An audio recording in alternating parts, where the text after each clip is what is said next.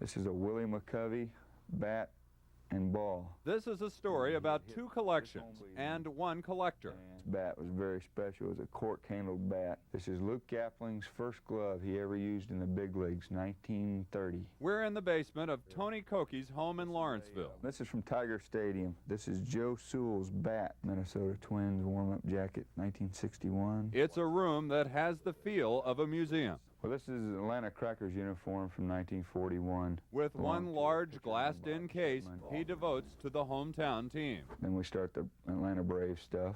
This is a 1966 jacket worn by Eddie Matthews. This is with the Milwaukee Braves. This is a 1933 Boston Braves uniform of a catcher named Shanty Hogan. Quite rare. You know, these items are pretty neat to me. This is where you'll find the other collection, at the stadium restaurant called the Braves Clubhouse. A case of Dale Murphy and Phil Necro stuff here, another case of Spahn, Aaron, and Matthews items there. Large it isn't. It's along the lines of what we would like to have in a new place. The new place is the Olympic Stadium, where the Braves will play next year.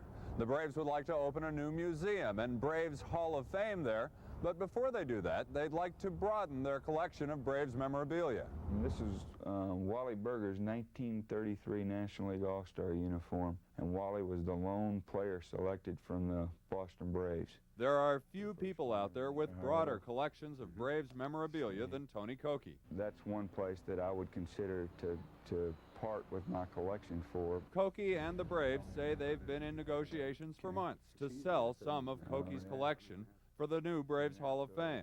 This is Eddie Matthews' uniform he wore in the 1957 World Series. Tony has a very thorough collection. It covers a lot of time, a lot of Braves history. It goes back to Boston. This is Babe Ruth's 1935 Boston Braves uniform.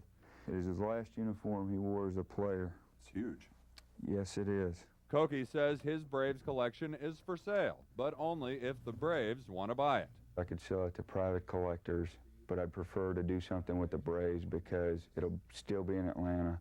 When I want to go see it, I'll go see it, and I'll still feel like it's part of my collection. There are parts of his collection that any museum would be proud to have. But despite months of talks, there has been no agreement. So how much of a hang-up is there?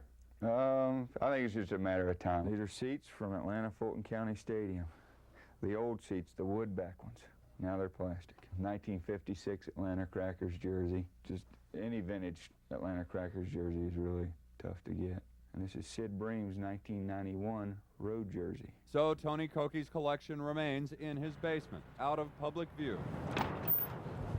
And the Braves collection remains what it is. A few balls and caps and jerseys and knickknacks in the stadium restaurant, a museum in the making, a concept still under negotiation.